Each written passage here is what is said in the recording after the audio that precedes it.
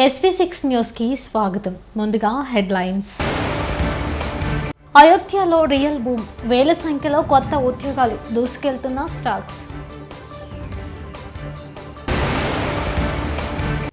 పెరుగుతున్న కరోనా, 201 మందికి పాజిటివ్.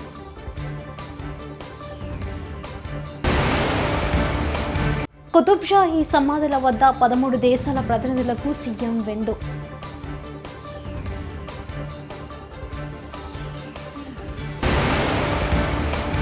బారస అవినీతి విషయంలో కాంగ్రెస్ కు సహకరిస్తాం, బండి సంజయ్.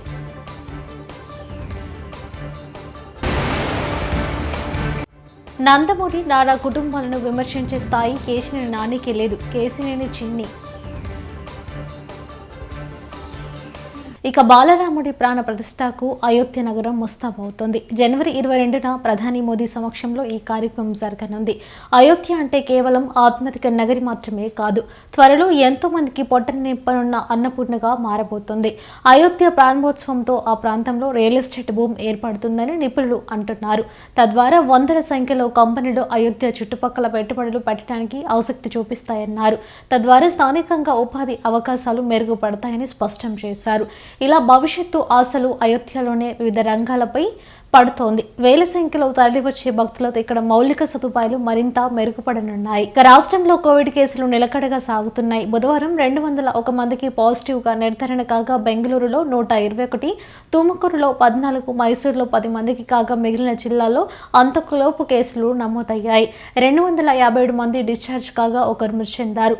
974 మంది చికిత్సలు పొందుతున్నారు. కాగా కొత్త వేరియంట్ తో పెరుగుతున్న కేసులలో ఆందోళన వద్దని వైద్యులు అంటున్నారు. హైదరాబాద్ లోని కుతుబ్షాహీ సమాధుల వద్ద 13 దేశాల ప్రతినిధులకు ముఖ్యమంత్రి రేవంత్ రెడ్డి విందు ఇచ్చారు.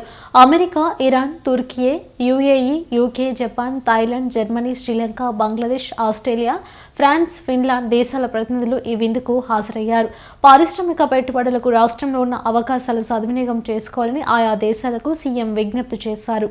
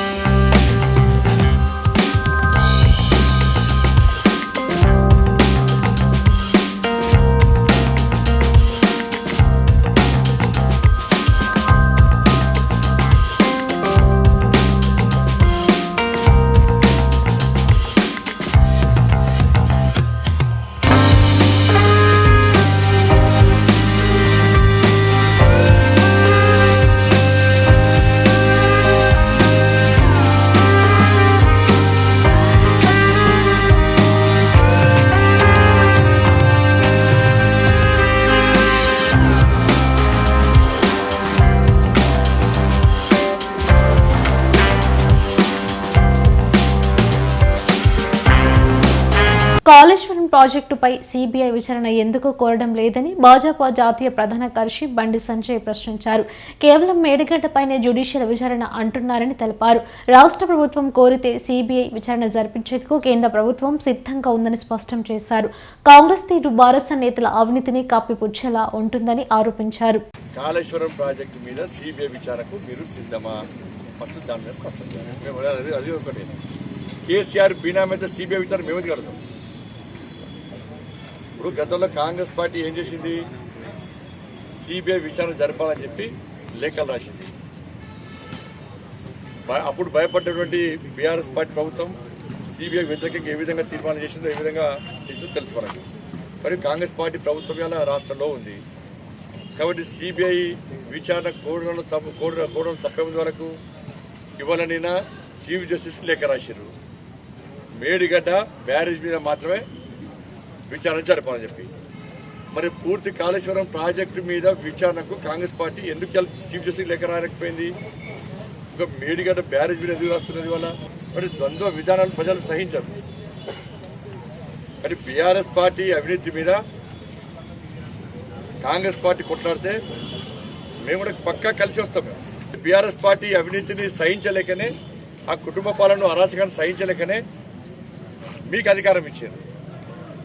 మీరు కూడా అదే అహంకారంతో అదే ధోరణితో మీరు ముందు పోతే ప్రజలు చీత్కరించుకుంటారు. ఇలా అవినీతి విషయం, బీఆర్ఎస్ పార్టీ అవినీతి విషయంలో, విచారణ విషయంలో మీకు సహకరించడానికి భారతీయ జనతా పార్టీ సిద్ధంగా ఉంది. కేంద్ర ప్రభుత్వం అవినీతికి వ్యతిరేకంగా విచారణ చెప్పడానికి మేము సిద్ధంగా ఉన్నాం. మేము కలిసి బీఆర్ఎస్ పార్టీ నందమూరి నారా కుటుంబాలను విమర్శించే స్థాయి ఎంపీ కేశినేని నానికి లేదని ఆయన సోదరుడు కేశినేని శివనాథ్ అన్నారు. తమ కుటుంబంలో ఎప్పటికి నుంచో కలహాలు ఉన్నాయి. వాటితో తెదేపా అధినేత చంద్రబాబుకు సంబంధం లేదని స్పష్టం చేశారు. బుధవారం సీఎం జగన్ ను కలిసిన అనంతరం కేశినేని నాని విమర్శలు చేసిన నేపథ్యంలో చిన్ని స్పందించారు. ఈ కుటుంబ విషయాలు, పార్టీ విషయాలు కలపకూడదని ఏ రోజు మీ ముందు మాట్లాడలేదు. నిజంగా మా కుటుంబంలో సమస్యలు ఎప్పటి నుంచో ఉన్నాయి. అసలు చిచ్చు పెట్టింది ఎవరా అనేది మీ అందరికీ తెలుసు. నా భార్య మీద ఒక స్టిక్కర్ గురించి ఒక దొంగ కేసు పెట్టింది మీరు. అంతేకాకుండా నా కుమారుడిని కూడా గ్రీన్ కార్డు రానివ్వనని చెడగొడతానని పలు బంధుమిత్రుల దగ్గర వ్యాఖ్యానించింది మీరు. అంతేకాకుండా కుటుంబంలో అందరినీ రకరకాలుగా వ్యాఖ్యానించారు. కానీ ఏ రోజు కుటుంబంలో ఉన్న బాధ్యతలను ప్రజల ముందుకు తీసుకురాకూడదనే బాధ్యతతో నేను ఇంతవరకు వచ్చాను. ఇవాళ చంద్రబాబు నాయుడు గారు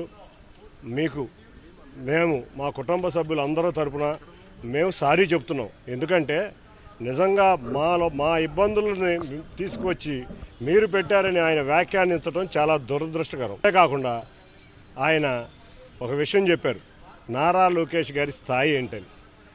ఒక్కడి గుర్తుంచుకో నాని గారు, ఆయన ఒక మాజీ ముఖ్యమంత్రి మనవడు, ఒక ముఖ్యమంత్రి తనయుడు. అంతేకాకుండా ఆయన యువగళం పాదయాత్ర మొదలైతే లక్షలాది మంది తెలుగుదేశం అభిమానులు, కార్యకర్తలు, ప్రజలు ఆయన వెన్నంటి నడిచి ఆయన యొక్క నాయకత్వ పటిమేంటో తెలిపారు. మన కుటుంబం స్థాయి ఆ కుటుంబాలని విమర్శించే స్థాయి కాదు. మనం ఆయన్ని విమర్శించే స్థాయిలో మనం లేవు. మన స్థాయి నిర్ణయించాల్సింది ప్రజలు, పార్టీ కార్యకర్తలు.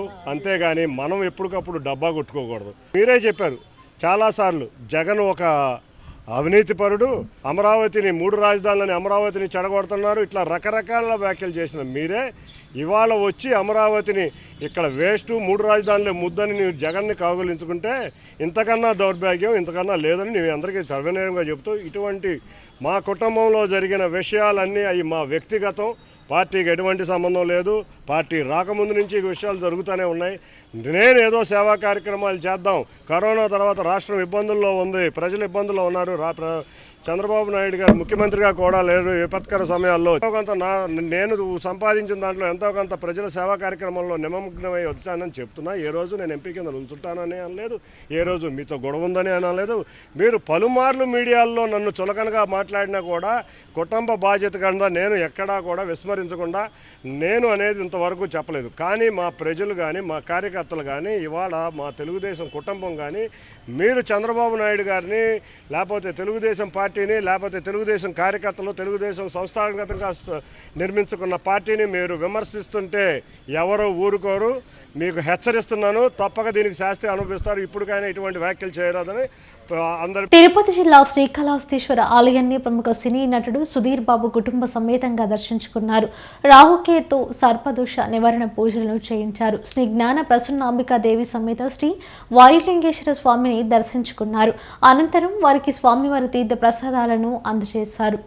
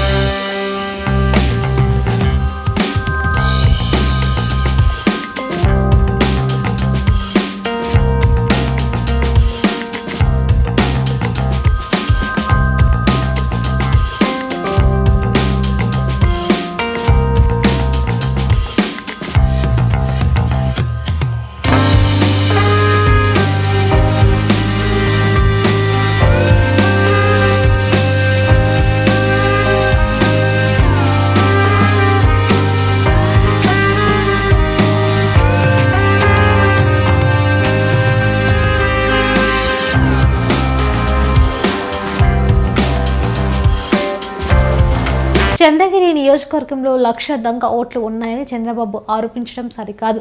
గత 5 ఏళ్లలో ఈ నియోజకవర్గంలో కొత్తగా 16,000 ఓట్లు మాత్రమే నమోదయ్యాయి.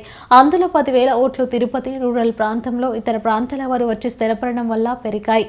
చెవిరెడ్డి మోహిత్ రెడ్డి, చంద్రగిరి నియోజకవర్గం సమన్వయకర్త. చంద్రబాబు నాయుడు గారు మా తాత వయసు, చంద్రబాబు నాయుడు గారు ఒకే కలిసి చదువుకున్న వాళ్ళు. నాకు నిజంగానే పెద్దలంటే గౌరవం ఉండేది. ఈరోజు నిజాలు తెలుసుకోకుండా అసత్యాలు పెద్దలు ఈ విధంగా ఆరోపణలు చేయడం నిజంగానే ఆయన వయసుకి ఇది తగింది కాదని చెప్పి నేనైతే భావిస్తున్నాను. ఎందుకంటే చంద్రగిరి నియోజకవర్గంలో మొత్తం 2019కి 2,91,427 ఓట్లు ఉండడం జరిగింది. 2024కి వచ్చేసరికి 3,08,000 ఓట్లు ఈ రోజు మొన్న డ్రాఫ్ట్ లో కూడా పబ్లిష్ అయ్యి రావడం జరిగింది. ఫైనల్ డ్రాఫ్ట్ లో అంటే గత 5 సంవత్సరాల్లో కేవలం 16,000 ఓట్లు మాత్రమే నమోదవడం జరిగింది. అందులో కూడా తిరుపతి రూరల్ లోనే సుమారు 10,000 పైన ఓట్లు నమోదవడం జరిగింది. దాని ముఖ్య కారణం తిరుపతికి ఎక్కువ ఉపాధి కోసం చుట్టుపక్కల ఉన్న గత 10 కాన్స్టిట్యున్సీల నుంచి జనాలు కావచ్చు, చాలా మంది కావచ్చు తిరుపతికి రావడం జరుగుతుంది. తిరుపతికి ఎవరు వచ్చినా కూడా తిరుపతిలో ఉండేది తక్కువ. ఎందుకంటే ఆ భూభాగం తిరుపతి రూరల్ అనేది 3 రెట్లు ఎక్కువ ఉంటుంది. తిరుపతి రూరల్లోనే 90% ఎక్కువ మంది ఉంటారు. అది కూడా గత 5 సంవత్సరాల్లో 160 అపార్ట్మెంట్లు, 5,200 ఇల్లు, కొత్త ఇల్లు ఒక్క తిరుపతి రూరల్లో రావడం జరిగింది. 5,200 ఇల్లు వచ్చినప్పుడు కనీసం ఇంటికి ఒక ఇద్దరు వేసుకున్నా, ఒక 1.5 ఇద్దరు వేసుకున్నా కూడా ఒక 10,000 ఓట్లు కనీసం అంటే వాళ్ళు నమోదు చేసుకుంటారు. ఇది తెలుసుకోకుండా లోకల్లో చెప్పిన నాయకుల మాటలు విని ఈరోజు ఈసీకి ఈ విధంగా మేము దొంగోట్లు ఎక్కిస్తున్నామని చెప్పి మా మీద కంప్లైంట్ చేయడం నిజంగానే పెద్దలు ఈరోజు కంప్లైంట్ చేసిన దానికి చాలా బాధ అనిపించింది. ఇది తప్పకుండా దీని మీద న్యాయ పోరాటం చేస్తాం.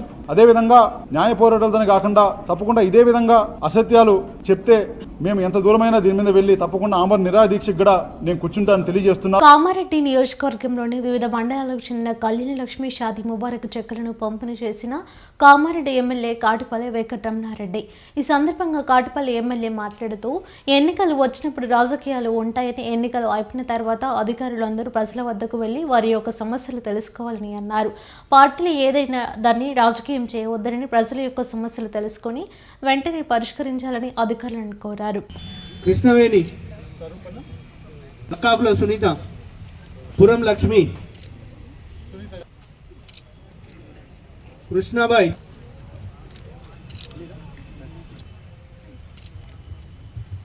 భారతీబాయ్, లక్ష్మీబాయ్,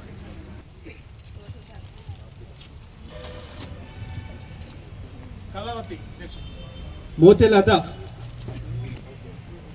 గుగ్లోత్ సోని,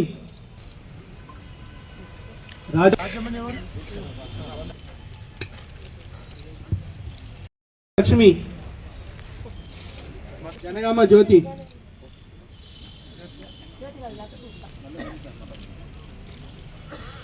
కే అనసూయ,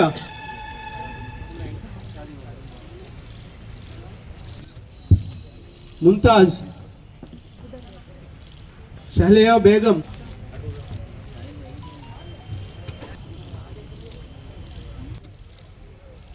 రేష్మా బేగం,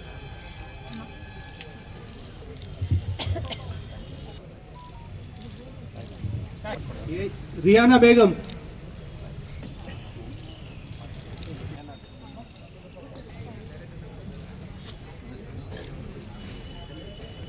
మొహమ్మద్ ఆబేదా, అల్లూబి,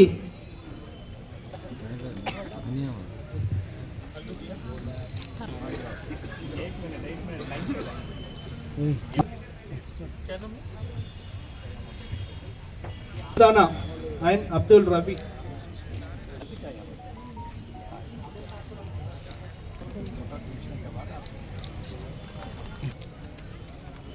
नेहा नाजिमा, जुमाला स्वप्ना,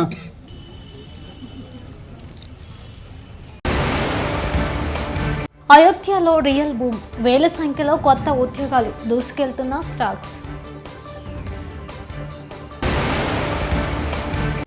పెరుగుతున్న కరోనా, 201 మందికి పాజిటివ్.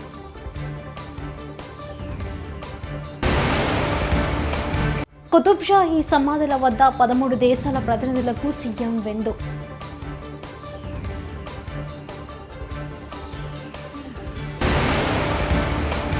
బారస అవినీతి విషయంలో కాంగ్రెస్కు సహకరిస్తాం బండి సంజయ్.